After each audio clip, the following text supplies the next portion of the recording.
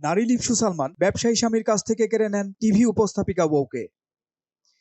এক সুন্দরী টিভি উপস্থাপিকাকে দেখে লোলুপ হয়ে ওঠেন সালমান এফ রহমান। তার প্রলোভনে সাড়া দিয়ে সেই বিবাহিতা নারীও দূরে ঠেলে দেন স্বামীকে। এমনকি ভুক্তভোগীর বউকে আরো কাছে পেতে বেপরোয়া হয়ে ওঠে সালমান। ওই স্বামীকে বাধ্য করেন স্ত্রীকে তালাক দিতে, এমনকি জেলেও পাঠান ওই নিরীহ ব্যক্তিকে। দেশে শেয়ার বাজার কারসাজিতে বছরের পর বছর আলোচিত সালমান এফ রহমানকে নিয়ে এমন চাঞ্চল্যকর তথ্য নিজেই ফাঁস করেছেন ভুক্তভোগী ইন্ডেক্স গ্রুপের ব্যবস্থাপনা পরিচালক শফিউল্লাহ আল মুনির। এক প্রতিবেদনে মুনিরের স্ত্রী উপস্থাপিকা জাকিয়া তানজিনকে নিয়ে সালমানের নোংরামি তুলে ধরা হয়েছে। মুনিরের কাছ থেকে কেবল বউকেই কাড়েননি সালমান, তার ব্যবসা বাণিজ্যেও ধস নামিয়েছেন। দেশের আলোচিত ব্যবসায়ী সালমান এফ রহমান বরাবরই নানা কুখ্যাতির জন্য পরিচিত, বিশেষ করে ব্যাংক ও শেয়ার বাজার কেলেঙ্কারি আর হাজার হাজার কোটি কোটি টাকার খেলাপি ঋণের জন্য কুখ্যাত তিনি। শফিউল্লাহ আন মুনির দাবি করেন, তার স্ত্রী শেয়ার বাজার নিয়ে টিভিতে অনুষ্ঠান করার সূত্রে সালমান এফ রহমানের সঙ্গে পরিচয়। একটা পর্যায়ে তাদের মধ্যে অবৈধ বাজে সম্পর্ক তৈরি হয়। এক পর্যায়ে সালমান এফ রহমান তাকে ডেকে নিয়ে স্ত্রীকে তানজিনকে তালাক দিতে হুমকি দেয়। তার কাছ থেকে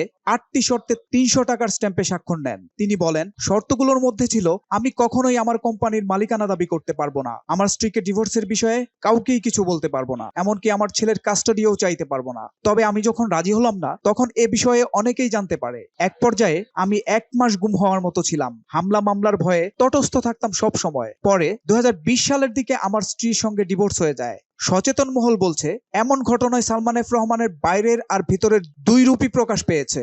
বাইরে তিনি সফেদ রূপ ধারণ করলেও তার ভেতরটা জঘন্য কুৎসিত। অপরের স্ত্রীকে কেড়ে নিয়ে তিনি তার আসল রূপ প্রকাশ করেছেন। ছাত্র জনতার প্রবল আন্দোলনের মধ্যে 5 আগস্ট শেখ হাসিনা পদত্যাগ করে দেশ ছাড়ার পর আত্মগোপনে চলে যান অন্য মন্ত্রী, এমপি ও আওয়ামী লীগের নেতারা। তাদের মতো আত্মগোপন করেন সালমান এফ রহমান। গত 13 আগস্ট সাবেক প্রধানমন্ত্রীর বেসরকারি শিল্প ও বিনিয়োগ উপদেষ্টা সালমান এফ রহমানকে ঢাকার সদরঘাট এলাকা থেকে গ্রেফতারের কথা জানায় ঢাকা মহানগর পুলিশ। পরে আদালতের রায়ে তাকে 10 দিনের রিমান্ডে নেয় পুলিশ। সোহেল মাহমুদ, দৈনিক নতুন সময়, ঢাকা।